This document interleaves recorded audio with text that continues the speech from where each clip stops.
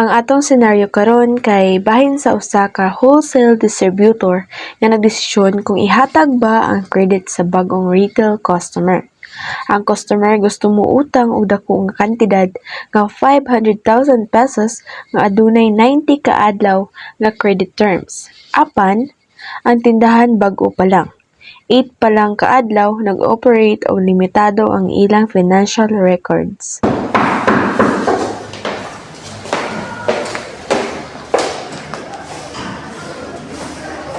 Good morning, ma'am. Gusto mo ba akong mag-order sa inyong product na 500,000 a month o I hope na matagaan ko 90 days ng credit kay bago pa man ang aking bilang.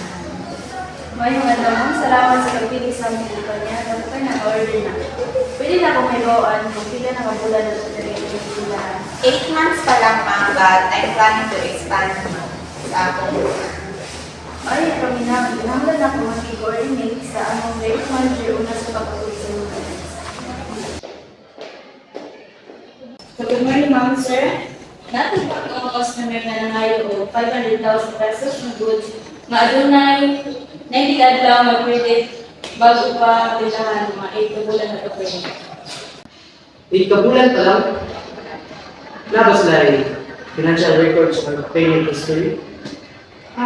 Limited raw ang record pero interesado kayo silang bro. Pwede po ni makadugang sa akong sales. Kailangan mapapin ka. Kaya doon na risk, nabili nila mabayar ng ticket bago pa ang gusto.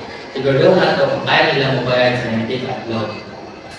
Well, sa operation side, kaya na mo ma-deliver ang goods sa oras pero kailangan na ito siguro mamahatid sila sa natin. Karoon na tatong division. Ang customers na nagbayad sa full amount of returns. Ang atong po niya, pinangalan deliver sa goods sa saktong oras o manage sa credit responsibility. Ang possible risk is una, bagong operasyon. Pagkatuwa, estimated ang financial operation.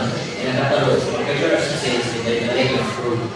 Pwede siguro na ito is-consider ang partial approval o i-reduce ang credit limit sa mamalusan ang atong risk. Sakto, kailangan na ito balansiyon ang business opportunity o financial safety. So, uman sa review, andang tamatag o partial credit approval. So, imbis na full 500,000, ang 90-day credit, i-approve na ito is 250 credit. Ang remaining diet is 250, kailangan ito siya cash payment. Makabinusa na ang financial risk kung makatabang po kinin sa customer para makabuild sila o financial record. Sakto, makatabang po ni sa relasyon natin sa customer. Maliod na nagsulod sa aming office. Ay, ma'am, sa review sa imong request, na-reply niyo na ma-approve ang imong order pero partial credit lang. Makadawat ko 250,000 worth of goods sa 90 ka adlaw credit samtang ang mahabilin na 250,000 kunahanglan o cash payment. Salamat po sa pagsalig sa aming kumpanya, ma'am, and rest assured na i-deliver na mo ang inyong orders and sa schedule sa delivery on time.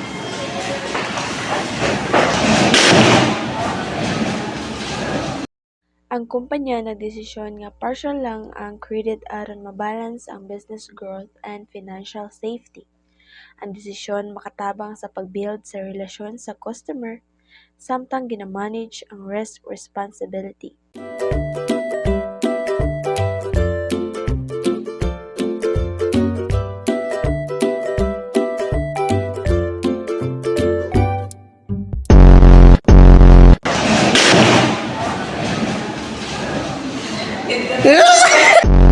Wa pagani ulat.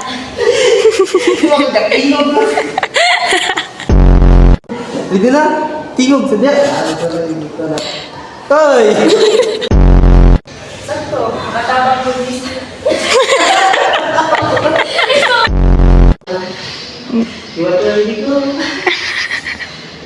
Go na ba?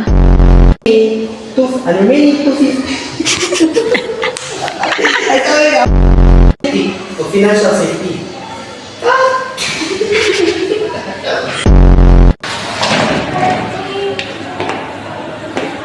Ay, pagod mo din siya.